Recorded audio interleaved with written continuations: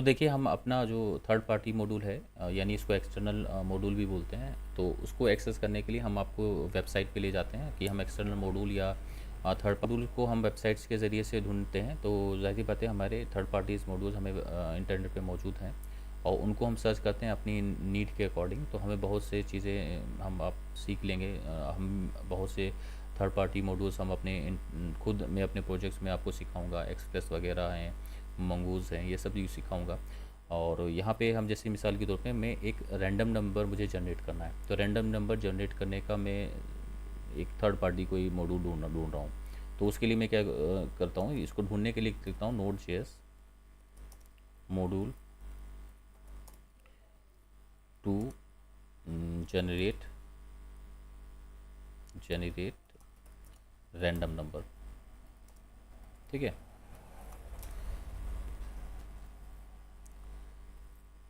अब देखिए ये हमको सॉल्यूशन बता रहा है, तो बहुत से लोगों के ब्लॉग्स पढ़े हैं, उन ब्लॉग्स के ज़रिए से आप उसमें रीड कर सकते हैं। नोट जैसे कि स्टैक ओवरफ्लो बहुत इंपॉर्टेंट वेबसाइट होती है हार्डवेयर डेवलपर के लिए, वो भी इसको यहाँ पे आप जाएंगे तो वो भी बताएगा कि किस तरह से हम एक रैंडम नंबर जनरेट करें और नोट जेएस में। और हम इंटरेस्टेड किस में है, देखिए हम एन में इंटरेस्टेड हैं। देखिए ये हमारा एन नोट पैकेज मैनेजर, यहाँ से हमें थर्ड पार्टी मॉड्यूल्स को हम अपने नोट जेएस प्रोजेक्ट में इंपोर्ट करते हैं। तो ये कैसे इंपोर्ट करेंगे थर्ड पार्टी को, हम इसी में जाएं, इसने देखिए वही रैंडम नंबर जनरेट करने का एक इसके पास मॉड्यूल है। ठीक है। मान लीजिए आपने भी कोई मॉड्यूल बनाया है, तो आप भी इसी वेबसाइट की हेल्प से या इसमें अपना वो मॉड्यूल डाल दीजिए, फिर दुनिया के जितने भी डेवलपर्स हैं वो उसको एक्सेस कर लेंगे।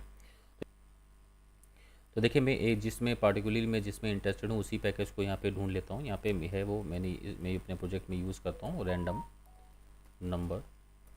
ठीक है, इस नाम से प्रोजेक्ट है वो हमारा मॉड्यूल है। देखिए हमारे पास ये रैंडम नंबर से नाम से आ गया है। इसको मैं सर्च कर रहा था क्योंकि ये मैं अपने प्रोजेक्ट में यूज़ करता हूँ। इसको इसका डॉक्यूमेंटेशन में पढ़ लेता हूँ। तो जनरेट नंबर रैंडम नंबर है ये हमारा। और इसको देखिए सबसे पहले तो हमारा ये डिटेल्स पूरा दे रहा है और हमारे पास इंस्टॉल करने का तरीका दे रहा है कि हम इंस्टॉल कैसे करेंगे। तो जो थर्ड पार्टी मॉड्यूल है उसको हम अपने नोड प्रोजेक्ट में हमने पहले भी एनपीएम कमांड पढ़ा है, तो एनपीएम कमांड के ज़रिए से हम हेल्प ले करके उसको इस मॉड्यूल को अपने पैकेज में इंपोर्ट कर लेते हैं। तो इसको कॉपी कर लेते हैं और यहाँ पे हम जाते हैं अपने प्रोजेक्ट में। देखिए सबसे पहले तो बात तो है हम इंटरनेट हमारा चलना चाहिए और यहीं पे हम लिख देते हैं npm स्टार्ट npm इंस्टॉल, और ये हमारा है रैंडम नंबर। ठीक है, एक इंटरनेट हमारा अवेलेबल होना चाहिए, दबाते हैं।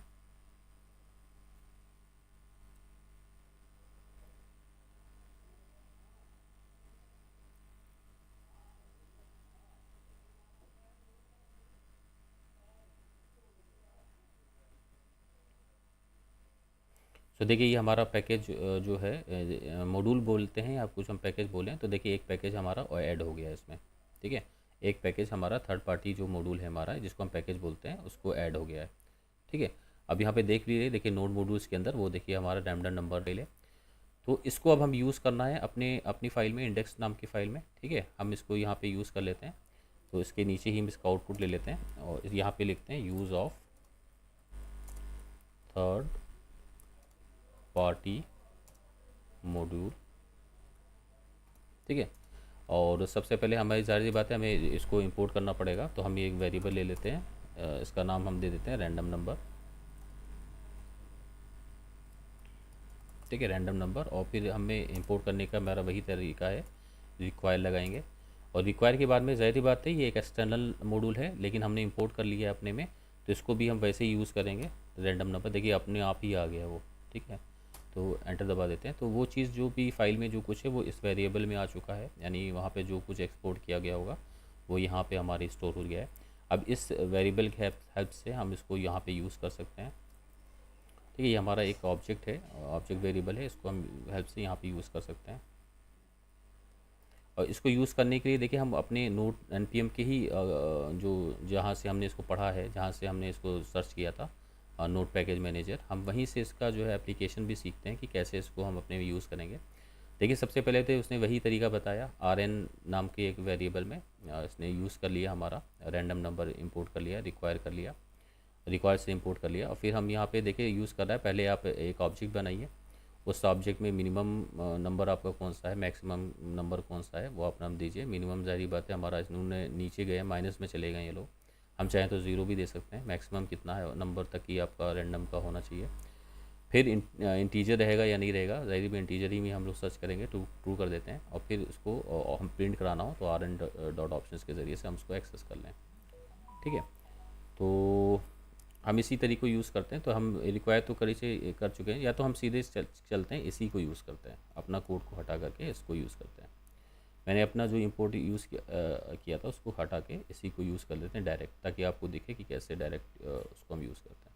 फिर हम एक ऑप्शंस नाम का है, इसका ऑप्शंस को भी हम ले लेते हैं और इसको यहाँ पे मुझे यूज़ करना है ताकि दोनों अलग अलग दिखें आपको। ठीक है, यहाँ पे मैंने ऑप्शन नाम का एक ऑब्जेक्ट बना लिया है। ठीक है, तो यहाँ पे 3 हमने इसमें अपने की वैल्यू पैर दिए हैं, एक में मिनिमम बता दिया है। और जारी बात है ये हमारा क्या है, एक ऑब्जेक्ट है, जावास्क्रिप्ट का ऑब्जेक्ट है ये हमारा। अब इसको हम क्या कर रहे हैं यहाँ, सो देखिए हम अपनी थर्ड उसमें जो हम लाइन है उसको हम चला के देखते हैं। तो हम पहले इसको आउटपुट लेना है, तो हम लिखते हैं कंसोल, और कंसोल में हम इसको प्रिंट कराना चाहिए डॉट लॉग, और इसमें हम ना पेस्ट कर देते हैं आर एन डॉट ऑप्शंस। ठीक है, उसको सेव कर लेते हैं, इसको रन कराते हैं। रन कराने से पहले देखिए हम अपना इस स्टेटमेंट को कमेंट कर देते हैं, क्योंकि एरर इसमें आ सकती है हमारी कि फाइल नहीं है मेरे पास एग्जाम्पल डॉट टेक्स्ट। तो इसको सेव करते हैं फिर से कमेंट करके, और इसको रन कराते हैं npm index.js। तो देखिए हमारे पास आउटपुट आ गया है कि हमारे पास रैंडम नंबर हमें जनरेट करना, तो 934 देखिए रैंडम नंबर निकला है। अब इसको जब भी हम फाइल को बार बार रन कराएंगे तो रैंडम नंबर बदलता रहेगा।